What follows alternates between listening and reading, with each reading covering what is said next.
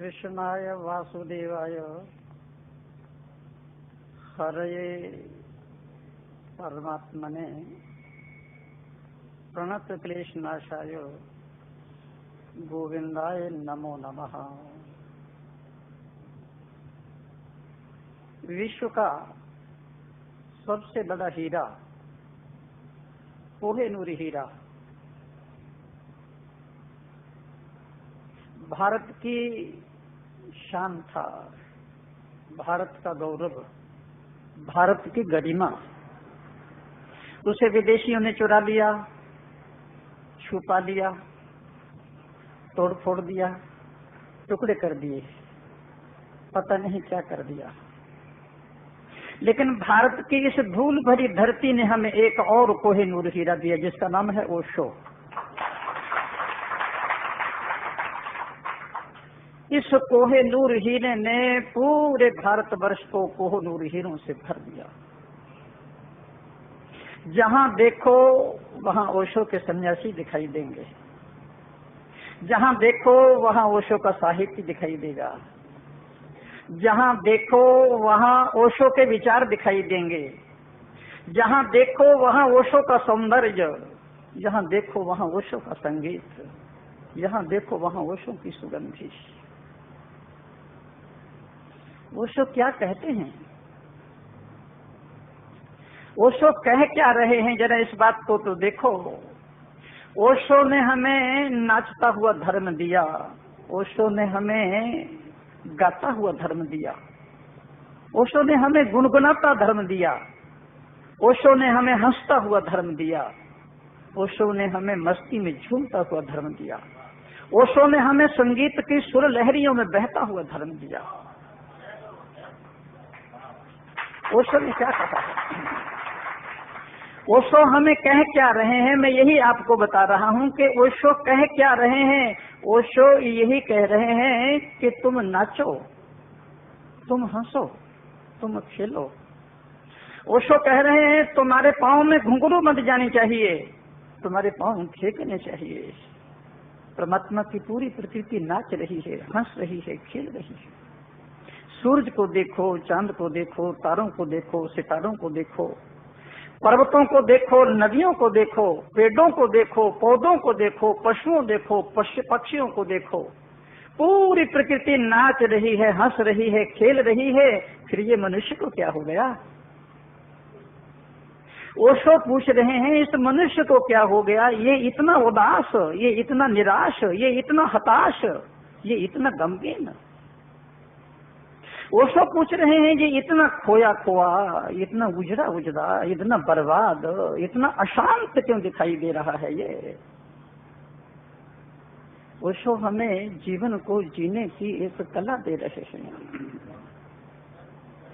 ओशो हमें जीवन का एक ढंग बता रहे हैं, एक रंग बता रहे हैं, एक प्रकार बता रहे हैं, एक शैली बता रहे हैं। ओशो हमें किसी गलत मार्ग पर नहीं ले जा रहे हैं। ओशो ने हमें कोई भी गलत चीज नहीं दिया, गलत चीज नहीं दिया। मैं आपको कह रहा हूं अपने अनुभव के बल पर। एक बात आप लोगों को कह दूं तो आप लोगों को समझ में आ जाएगा। ना तो मैं ओशो आश्रम का सन्यासी हूं और ना ही ओशो आश्रम के सन्यासियों से मेरा कोई खास परिचय है। सिर्फ विट्ठल जी से फोन पर बात हुई है। मैंने ओशो को पढ़ा, मैंने ओशो को जाना, मैंने ओशो को पहचाना, मैंने ओशो की गहराइयां नापी और मैंने ओशो के कदमों को देखा कि कैसे कदम रख रहे हैं। उसी के अनुभव पर मैं बोल रहा हूं। मुझे किसी का कोई डर नहीं है, कोई भय नहीं है। मुझे अपने जो विचार व्यक्त करने होंगे मैं वो निर्भीकता से व्यक्त करूंगा। ओशो अद्भुत हैं, ओशो अनूठे हैं, ओशो अद्वितीय हैं, ओशो अलौकिक हैं।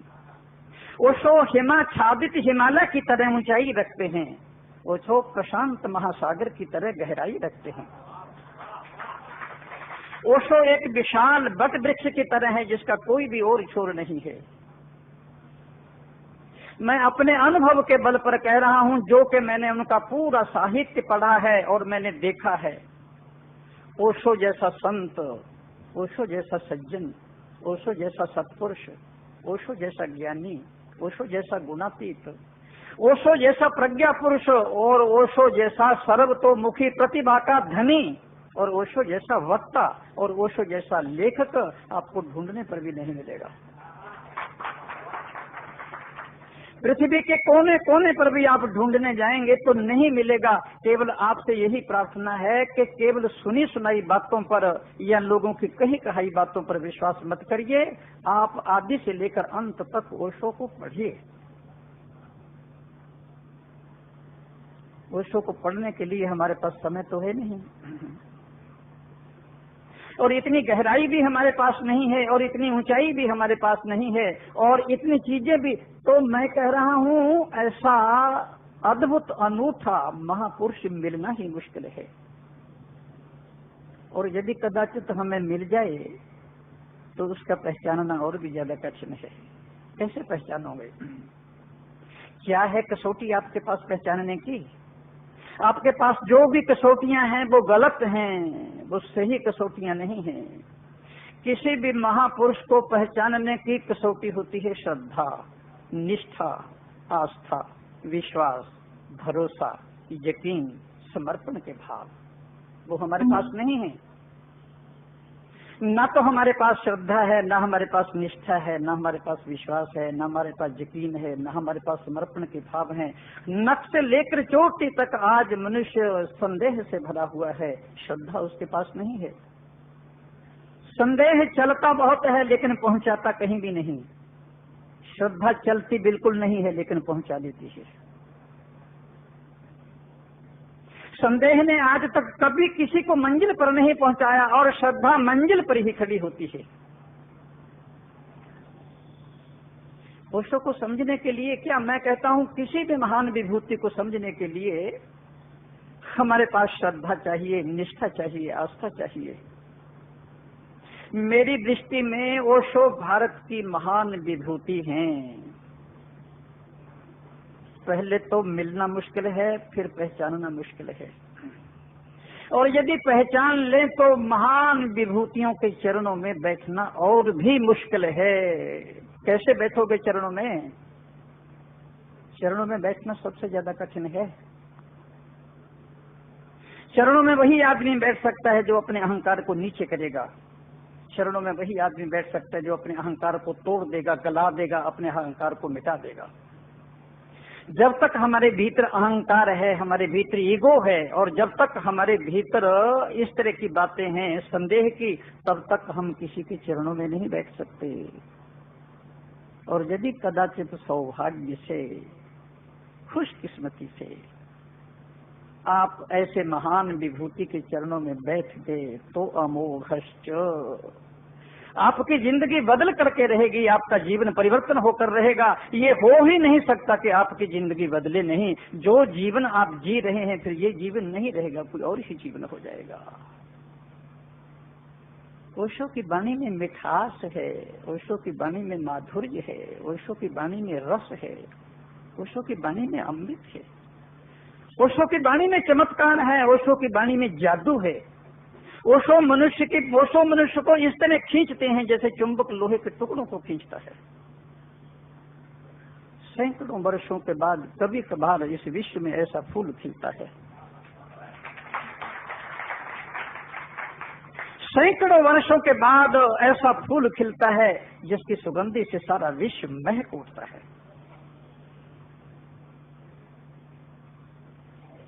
ओशो स्वतंत्र विचारों के प्रज्ञा पुरुष थे। ओशो युग पुरुष थे। ओशो अपने साथ एक बहुत बड़े नवीन युग को लेकर पैदा हुए। ओशो स्वतंत्र विचारों के प्रज्ञा पुरुष थे। आपको मालूम होना चाहिए, स्वतंत्र विचारों के व्यक्ति को तलवार की धार पर नाचना पड़ता है। स्वतंत्र विचारों के व्यक्ति को प्राणों पर खेलना पड़ता है।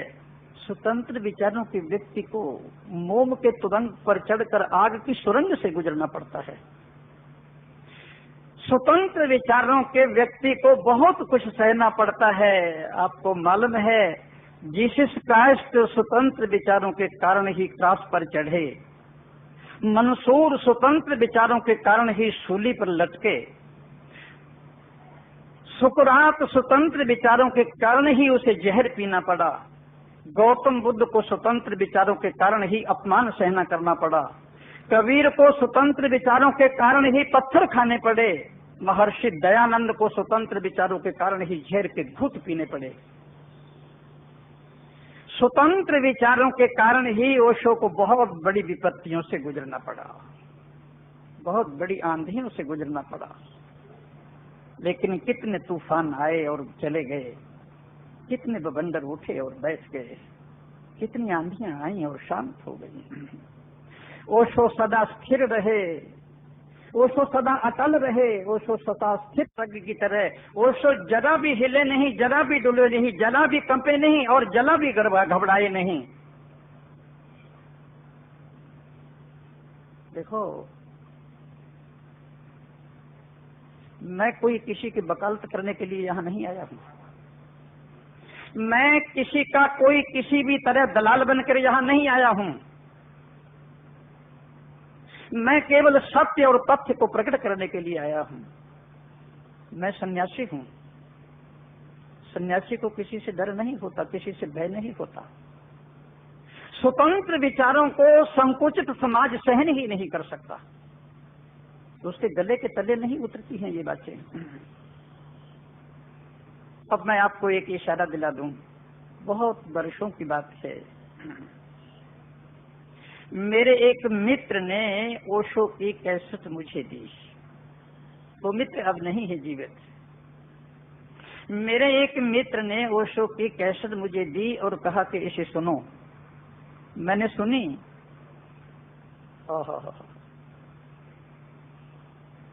इतनी सरस, इतनी सरल, इतनी सार गर्भित, इतनी गंभीर और इतना वैज्ञानिक विवेचन ओशो गीता पर बोल रहे थे। मैं आपको एक दिशा दे रहा हूँ। ओशो गीता पर बोल रहे थे और गीता पर भी, गीता के चतुर्थ अध्याय में, गीता के चतुर्थ अध्याय का 13वां श्लोक हो, चातुर्वर्ण्यम मया सृष्टम गुण कर्म विभागशः तस्य कर्तारम अपि माम विद्धि अकर्तारम अव्ययम। श्री कृष्ण कह रहे हैं छाती पर हाथ रख के कि 4 वर्णों की सृष्टि मैंने की है। 4 वर्णों की सृष्टि भगवान ने की है। इस पर ओशो बोल रहे थे। 4 वर्णों का नाम सुनते ही लोगों ने कितना हल्ला मचाया, लोग कितना चीखे, कितना चिल्लाए, लोगों ने कितनी छातियां पीटी, कितने बाल नोचे, लोगों ने कितने पत्थर मारे 4 वर्णों के नाम पर। लोगों ने कहा इन 4 वर्णों ने हमें उजाड़ दिया, हमें बर्बाद कर दिया, हमें कहीं का भी नहीं छोड़ा। उसने यहाँ तक कहा कि गीता से इस श्लोक को निकाल देना चाहिए। यहाँ तक लोगों ने कहा कि जो 4 वर्णों की सृष्टि की बात कह रहा है उस भगवान को भी हम नहीं मानेंगे। 4 वर्णों के नाम पर कितने अपराध हुए, कितनी हत्याएं हुई, कितने खून खराबे हुए। मैं आपसे निवेदन करता हूं कि इस पर जो ओशो की व्याख्या है जरा उसे पढ़ना। यदि आप इस श्लोक पर ओशो की व्याख्या पढ़ लेंगे कि श्री कृष्ण ने कहा है कि 4 वर्णों की मैंने रचना की है और मैंने बनाया है, तो मैं आपको गारंटी से इस बात को कह रहा हूं कि आपको कोई भी शिकायत नहीं रहेगी और कोई भी शिकवा नहीं रहेगा। इतना वैज्ञानिक विवेचन किया है। आप पढ़ते तो नहीं, ये तो मैं किसी एक श्लोक की बात कर रहा हूँ। गीता में तो 700 श्लोक हैं और 18 अध्याय हैं। पूरे 700 श्लोकों पर और 18 अध्यायों पर ओशो बोले हैं। ओशो पर बड़ी बड़ी टीकाएं हुई हैं। ओशो पर बहुत बड़े बड़े विद्वानों ने लिखा है। ओशो पर बड़े बड़े भाष्य हुए हैं और बड़े अद्भुत भाष्य और बड़ी अलौकिक टीकाएं, बड़े अद्भुत उस पर व्याख्यान हुए हैं। इसमें कोई 2 राय नहीं है। लेकिन मैं आपसे निवेदन करूंगा, एक बार ओशो की गीता पढ़ जाएं आप। ऐसा वैज्ञानिक विश्लेषण किया है उन्होंने 4 वर्णों का। मैं उसका विश्लेषण नहीं कर सकूंगा यहाँ। आप ये उम्मीद मत कीजिए कि मैं उसका विश्लेषण करने बैठा हूँ। लेकिन एक बात कह दूं, ओशो कहते हैं कि कोई ऊर्जा ऐसी होती है जो ज्ञान की तरफ बह रही है। किसी मनुष्य की ऊर्जा पूरी की पूरी ज्ञान की तरफ, ध्यान की तरफ, समाधि की तरफ, एकांत की तरफ, त्याग की तरफ बह रही है। चाहे तुम कितना ही यत्न करो, वो उजड़ जाए, बर्बाद हो जाए, वो ज्ञान और त्याग का परित्याग नहीं करेगा। उसी को ओशो कह रहे हैं ब्राह्मण। किसी की ऊर्जा स्वभाव की ही ज्ञान की ओर बह रही है, ध्यान की ओर बह रही है, समाधि की ओर बह रही है, त्याग की ओर बह रही है। ये साइंस और विज्ञान वाले लोग ब्राह्मण ही तो हैं, मर जाते हैं, बर्बाद हो जाते हैं, लेकिन वो ज्ञान से पीछे नहीं हटते। तो जो कह रहे हैं ये ज्ञान की तरफ बहने वाली ऊर्जा है, और एक ऊर्जा वो है जो शक्ति की ओर बहती है। वो शक्ति को इकट्ठा करने के लिए सारा बल और सारी बुद्धि और सारा दिमाग लगा देते हैं। इसी सिलसिले में भगवान श्री कृष्ण ने ये श्लोक अर्जुन से कहा था।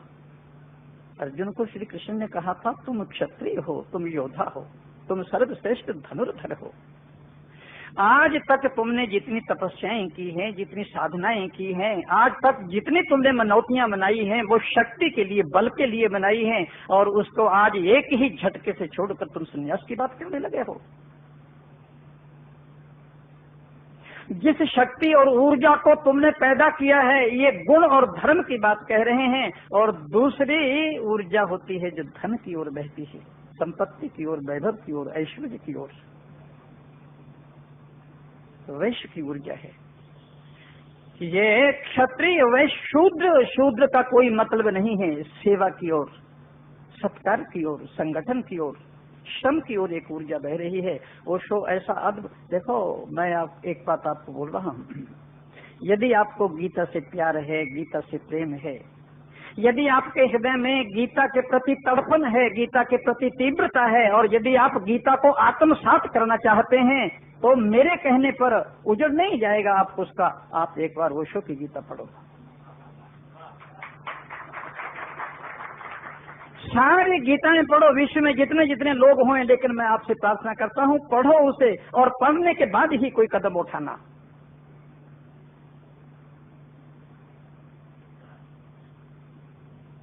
फिर उस मेरे मित्र ने मुझे एक और कैसेट दी, कहा इसे सुनो। मैंने सुनी और मैं तो दंग रह गया, आश्चर्यचकित रह गया, हैरान हो गया। वो सब धम्म पद पर बोल रहे थे। ये धम्म पद में भी 700 श्लोक हैं, और गौतम बुद्ध के उदान वाक्य हैं इसमें।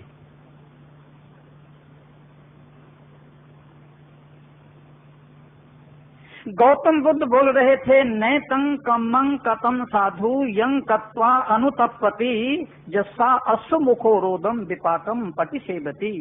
घबराना नहीं, ये पाली है। मैं 10 साल नालंदा में रहा हूँ।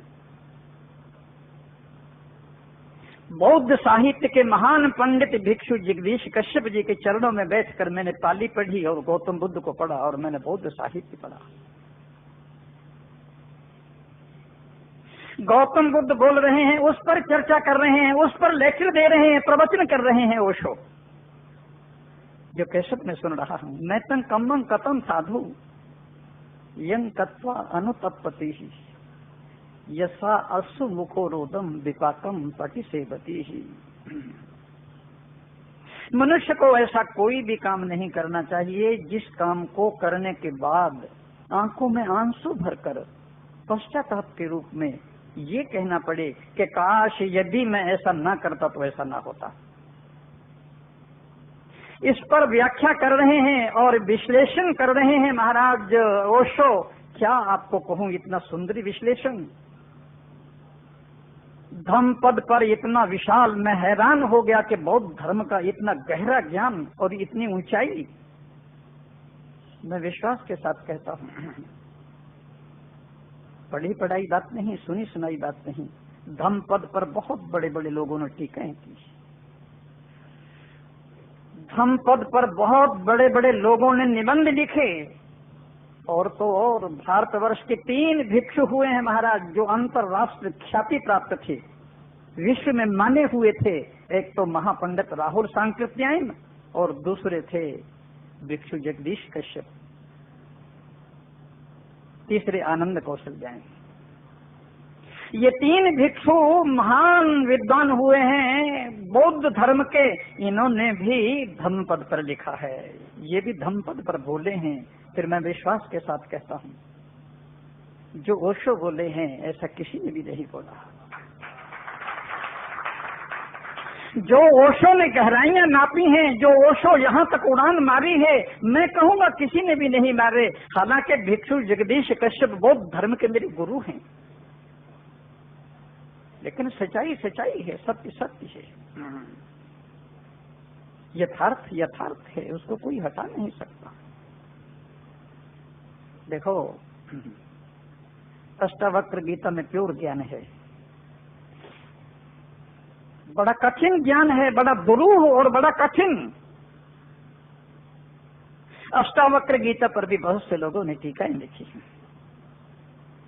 अष्टावक्र पर भी बहुत से लोग बोलते हैं, लेकिन मैं आपसे प्रार्थना करूंगा, अष्टावक्र पर ओशो बोले हैं, उपन्यास बना के रख दिया अष्टावक्र की गीता को। ऐसे ऐसे उदाहरण दिए, ऐसी ऐसी कहानियां दी और ऐसे ऐसे दृष्टांत दिए कि यदि छोटा बच्चा भी पढ़ा तो उसके दिल और दिमाग में बैठती चली जाएगी चीज। उपन्यास बना के रख दिया अष्टावक्र की गीता को। दो टूक जवाब देते हैं अष्टावक्र, दो टूक। कल ही आपने सुना होगा, मुझे मालूम नहीं है, सुना होगा आपने, जब 3 प्रश्न इतने बड़े कर दिए। जनक तो राजा थे, महाराजा थे, सम्राट थे, चक्रवर्ती सम्राट थे। अष्टावक्र तो 8 वर्ष के थे और 8 जगह से टेढ़े थे। जनक ने जब 3 बातें कह दी हाई क्लास की, कि ज्ञान कैसे होगा, मुक्ति कैसे मिलेगी, जीवन में वैराग्य कैसे घटेगा, 2 टूक उत्तर दे रहे हैं अष्टावक्र। मुक्तिम निश्चित चेता से विषयान विषवत्य। अरे और जनक, अरे और सम्राट, यदि तो मोक्ष चाहता है, मुक्ति चाहता है, ज्ञान चाहता है, वैराग्य चाहता है, तो विषयान विषवत्य, तो विषयों को विष की तरह छोड़ दे।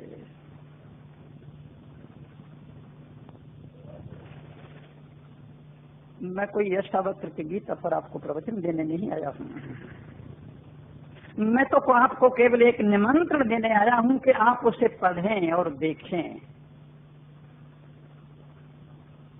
यथा स्थिति ही स्वस्थ। ज्ञानी के लक्षण में अष्टावक्र जनक को कह रहे हैं यथा स्थिति स्वस्थ, और ओशो इसकी व्याख्या कर रहे हैं। वाह रे ओशो! यदि अष्टावक्र कभी ओशो की व्याख्या सुन लें तो नाचने लगेंगे कि वाह रे ओशो। अष्टावक्र नाचने लगेंगे, कहेंगे कि वाह के ओशो, जो मैंने सोचा भी नहीं था वो तुमने कह दिया।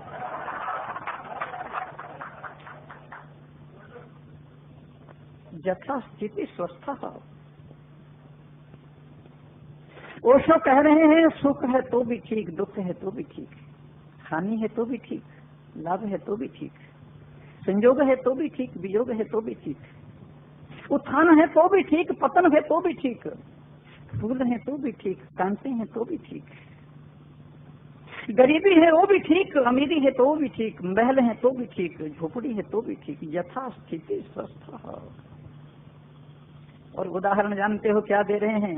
इतनी प्यारी, इतनी मीठी, इतनी स्वीट कहानी कह रहे हैं। वाह रे ओशो!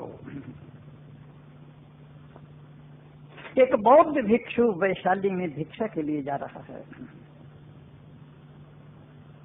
वैशाली कभी भारतवर्ष की राजधानी रही है। भिक्षा के लिए गया, एक बहुत बड़ा बंगला, बहुत बड़ी कोठी, आलीशान इमारत, महल, उसके सामने जाकर खड़ा हो गया। आगे बढ़ा तो उसने द्वार खटखटाया, द्वार खुला। एक सर्व सुंदरी महिला आभूषणों से लदी हुई, नक से लेकर चोटी तक हीरे जवाहरातों से लदी हुई। उसने जैसे ही भिक्षु को देखा, उसकी आंखों से आग बरसने लगी। ये घर और ये परिवार बुद्ध विरोधी था। उसे क्रोध आ गया, उसे गुस्सा आ गया, उसे उत्तेजना आ गई। वो जोर जोर से चीखने लगी, चिल्लाने लगी। उसने कहा वापस चले जाओ जिन कदमों से आए हो और फिर कभी लौट कर यहाँ नहीं आना। यथास्थिति स्वस्थ हो। भिक्षु मुस्कुरा रहा है और हंस रहा है। भिक्षु कह रहा है भगनी ये पात्र खाली जाएगा क्या? उसे और भी गुस्सा आ गया और भी क्रोध आ गया। कचरे की टोकरी उठाई, सीधी भिक्षु के सिर पर और पात्र में डाल दिया। पूरा शरीर कचरे से भर गया, आंख में, नाक में, कान में कचरा ही कचरा भर गया। उसने उसे झाड़ लिया, साफ कर लिया, झुककर उसे प्रणाम किया, नमस्कार किया। जैसे ही वो सड़क पर आया वहां एक आदमी खड़ा था। उसने कहा कैसे आदमी हो तुम? उसने तुम्हारा अपमान किया, तिरस्कार किया, दुत्कारा, कुत्तों की तरह फटकारा तुम्हें और कचरे की टोकरी उठाकर तुम्हारे सिर पर मुंडेल दिया और तुमने उसको झुककर प्रणाम किया, धन्यवाद दिया। भिक्षु ने कहा कि जिस समय मैंने अपने गुरु से दीक्षा ली थी उस समय मेरे गुरु ने ये कहा था जो दे उसे भी धन्यवाद देना, जो ना दे उसे भी धन्यवाद देना। यथास्थिति स्वस्थ, ये ओशो कह रहे हैं। कोई अंतर नहीं पड़ता, कोई फर्क नहीं पड़ता। मुझे तो कभी कभी ऐसा लगता है कि इन कहानियों के द्वारा ओशो अपने को ही व्यक्त कर रहे हैं। यथास्थिति स्वस्थ। देखो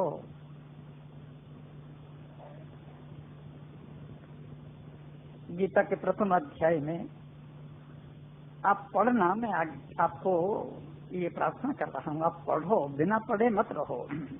गीता के प्रथम अध्याय में एक अद्भुत और अनूठी बात मुझे मिली। दुर्योधन पांडवों की सेना को देखकर द्रोणाचार्य से पांडवों की सेना का वर्णन कर रहा है और भीष्म पितामह बगल में खड़े हुए हैं रथ पर। दोनों ओर से सेना खड़ी है सजी हुई। किसी भी समय बिगल बज सकता है, किसी भी समय शंख बज सकता है, किसी भी समय एक योद्धा दूसरे योद्धा पर टूट सकता है। दुर्योधन द्रोणाचार्य से वर्णन कर रहा है पांडवों की सेना का। भीष्म पितामह उसे नख से लेकर चोटी तक देख रहे हैं। भीष्म पितामह ने देखा दुर्योधन उदास है, दुर्योधन निराश है, दुर्योधन हीनता की भावना से भर गया है, दुर्योधन का हृदय चूर चूर हो गया है। उसे उत्साहित करने के लिए पितामह भीष्म बड़े जोर से शंख बजाते हैं, बिगल बजाते हैं और उसके बाद फिर द्रोणाचार्य, कृपाचार्य, अश्वत्थामा ये सारे के सारे बिगल बजाते हैं। सब ने बिगल बजाए, बड़ी ध्वनि हुई और जब ये ध्वनि पांडवों के कान में पड़ी और यहाँ श्वेत घोड़ों से जुटे हुए रथ पर अर्जुन के सारथी बने हुए भगवान श्याम सुंदर खड़े हैं, जब यहाँ से शंख की ध्वनि आई तो पांडवों की ओर से पहला शंख कृष्ण ने बजाया। ओशो पूछ रहे हैं कृष्ण तो तटस्थ हैं। कृष्ण ने तो ये कहा था कि अर्जुन मैं तेरे घोड़े हाँकूंगा, तेरा सारथी बनूंगा, मैं दोनों ओर से युद्ध में कूदूंगा ही नहीं। ये कृष्ण पहला शंख पांडवों की तरफ से बजा रहे हैं। पांडवों की ओर से धर्मराज युधिष्ठिर बजाए, अर्जुन बजाए, भीम बजाए, नकुल बजाए, सहदेव बजाए, धृष्टद्युम्न बजाए, विराट बजाए, ये श्री कृष्ण ने पहला शंख क्यों बजाया? ओशो कह रहे हैं श्री कृष्ण ने इसलिए शंख बजाया कि पांडवों ने पूर्ण रूप से अपने आप को श्री कृष्ण पर समर्पित कर दिया था। जब कोई परमात्मा पर पूर्ण रूप से अपने को समर्पित कर देता है फिर परमात्मा तटस्थ नहीं रहेगा। मैं आपको गारंटी से कह रहा हूं कि ये तटस्थ तभी तक रह सकता है जब तक के कोई उसे पूर्ण रूप से समर्पित नहीं करता। ये ओशो कह रहे हैं। देखो एक प्रार्थना करूंगा आप लोगों से। मेरी तो तबीयत इतनी अच्छी नहीं है, 84 साल का हो गया हूँ, 80 और 4 वर्ष का हो गया हूँ। यहाँ से इस पर चढ़ना भी मेरे को मुश्किल था। एक आपसे प्रार्थना करूंगा, ओशो कृष्ण पर बोले, ओशो काष्ट पर बोले, ओशो बुद्ध पर बोले, ओशो महावीर पर बोले, ओशो शंकर पर बोले, ओशो शांडिल्य पर बोले, ओशो नारद पर बोले, ओशो पतंजलि पर बोले, ओशो अष्टावक्र पर बोले, ओशो नानक पर बोले, कबीर पर बोले, फरीद पर बोले, ओशो सहजों पर बोले, ओशो दया पर बोले, और ओशो जिस पर कोई न बोले उस ताओ पर बोले, जिस पर विश्व में कोई भी नहीं बोल सका। केवल एक बार विनोबा जी ने उस पर कुछ प्रवचन किए थे। और आप पढ़िए, ताओ को पढ़िए, आप लाओ त्सो को पढ़िए तो, लेकिन पढ़ने का हमारे पास समय कहाँ है, और मैं तो उनमें डूबा रहता हूँ। ओशो पर नाराज मत होइए आप, ओशो पर खफा मत होइए आप, सुनी सुनाई बातों पर विश्वास मत करिए आप। ओशो राजनीति पर बोले, ओशो समाज नीति पर बोले, ओशो धर्म नीति पर बोले, ओशो मंदिरों पर बोले, ओशो मस्जिदों पर भी बोले, ओशो गुरुद्वारों पर बोले, ओशो तीर्थों पर बोले, ओशो चर्चों पर बोले। कौन सा ऐसा विषय है जिस पर ओशो नहीं बोले? ओशो को व्यक्तिगत रूप से किसी से विरोध नहीं है, न मंदिर से, न मस्जिद से, न चर्च से, न गुरुद्वारे से, न तीर्थ से, न किसी साधु से, न किसी संत से, और न किसी प्रज्ञावान पुरुष से। ओशो जहाँ बुराई होती थी और जहाँ कमजोरी होती थी, ओशो कसकर वहाँ चोट मारते थे। मैं आपको पूछ रहा हूँ, ओशो जैन धर्म से दीक्षित थे। जैन धर्म पर यदि आपने पढ़ा हो तो ओशो ने ऐसा फटकारा है, ऐसा फटकारा है जिसकी कोई सीमा नहीं है।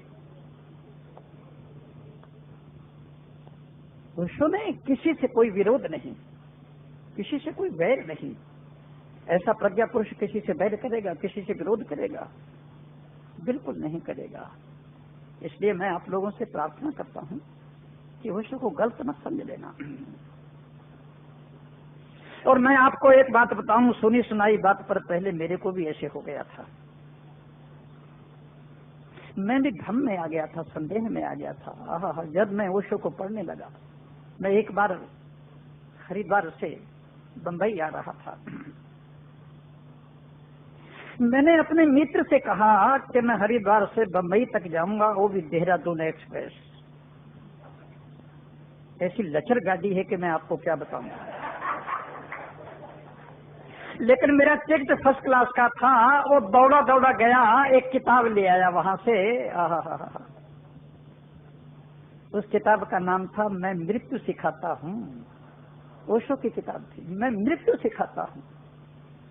आप विश्वास नहीं करोगे, मैं मृत्यु सिखाता हूँ। मैं पूरे बंबई तक न खाया, न पिया, न सोया। मैं उसी किताब में डूबा रहा, और मैं सही से ही कहता हूँ, मेरा सामान भी चोरी हो गया। मैं मृत्यु सिखाता हूँ। आप पढ़िए यदि आपको शौक है, मैं मृत्यु सिखाता हूँ।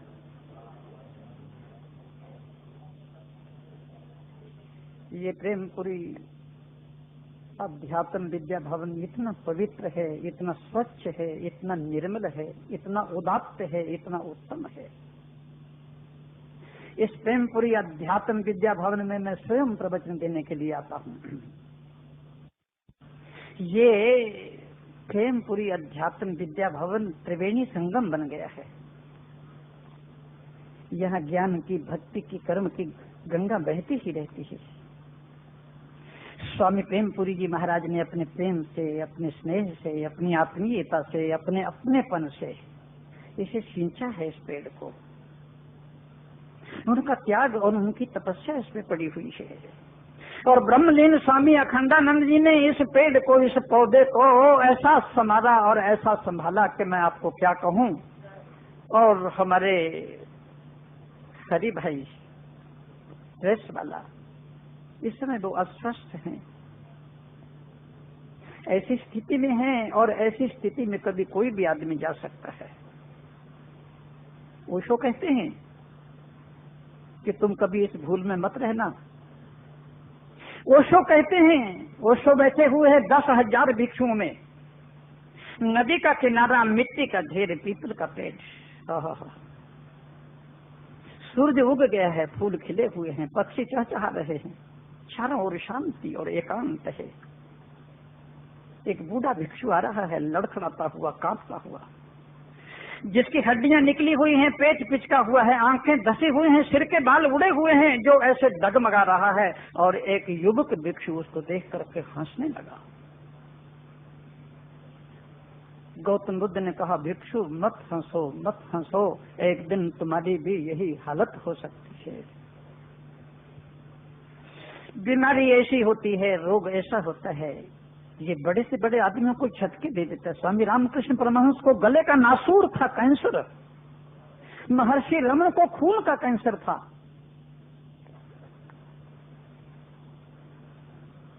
बड़ी से बड़ी विभूतियों को, बड़ी से बड़ी बीमारियों का मुकाबला करना पड़ता है। ये शरीर के धर्म है, ये आत्मा के धर्म नहीं है। हरि भाई डैश वाला बीमार हैं, रुग्ण हैं, नख से लेकर चोटी तक हमारा रोम रोम उनके लिए प्रार्थना करता है, वंदना करता है कि वो स्वस्थ हो जाएं। और मैं तो यहाँ तक कहता हूँ, सन्यासी होने के नाते, इन कपड़ों के होने नाते, कि मेरी शेष उम्र भाई को मिल जाए। जो कुछ उन्होंने यहाँ किया है कोई भी नहीं कर सकता। और फिर यहाँ के ट्रस्टी और यहाँ के ट्रस्टीगण बड़े सज्जन, बड़े सत्पुरुष, बड़े दयालु, बड़े कृपालु हैं। ये कल्प वृक्ष है, ये कामधेनु है। मैं आप लोगों से यही प्रार्थना करता हूँ, बस मैं ज्यादा बोलने के लिए नहीं आया, बोल मैं बहुत सकता हूँ, कि जितना मैंने विठल जी से कहा कि मैंने जितना ओशो को पढ़ा है आपने नहीं पढ़ा होगा। उन्होंने कहा नहीं नहीं ऐसी बात नहीं। वो फोन पर कहने लगे नहीं नहीं ऐसी बात नहीं है, मैं बचपन से पढ़ रहा हूँ, न तो वो माने न मैं मानूं। वो कहे नहीं मैंने सब पढ़ा है, मैंने कहा नहीं मैंने पढ़ा है।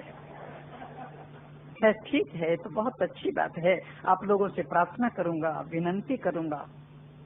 और देखो, ये मत समझ लेना कि ओशो किसी सन्यासी पर, किसी साधु पर, किसी सज्जन पर, किसी सत्पुरुष पर कभी किसी तरह का कोई वाक्य या लांछन देते हैं। ओशो सामूहिक रूप से जो उन्हें कहना होता कहते हैं। और यदि आप पढ़ेंगे तो आपको सही सही मालूम पड़ेगा। ओशो की दृष्टि में ये सब कुछ चीजें नहीं थी, और ओशो रूढ़िवादी नहीं थे, ओशो क्रांतिकारी थे। और ओशो को आप पढ़ें, ओशो को आप समझें, ओशो की गहराई में जाएं और इस सत्संग से आप लाभ उठाएं। बस यही मेरी प्रार्थना है और यही मेरी